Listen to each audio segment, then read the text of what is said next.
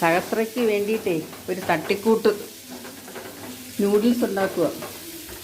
പ്രത്യേകിച്ചൊന്നുമില്ല അതിനകത്ത് സവാള ഉള്ളിയും ക്യാപ്സിക്കവും പിന്നെ നൂഡിൽസ് വൃത്തിയാക്കി വച്ചത്, 2 മുട്ട. മസാലപ്പൊടി നമ്മുടേതാണ് ചേർക്കുന്നത്, പ്രത്യേകിച്ചൊന്നും ചേർക്കാറില്ല.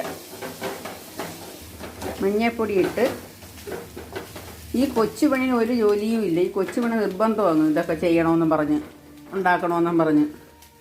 വേണ്ട, നമ്മുടെ മസാലപ്പൊടി ഇട്ട്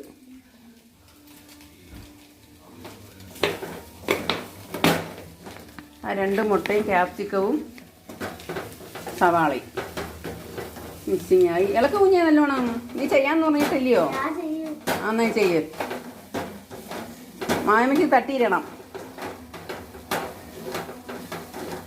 ഒന്ന് മാറിക്കേ കുഞ്ഞിങ്ങോട്ട്.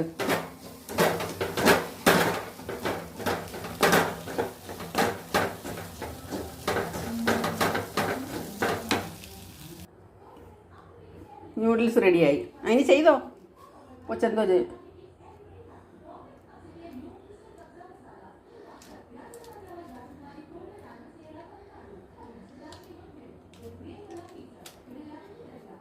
മതിയല്ലോ.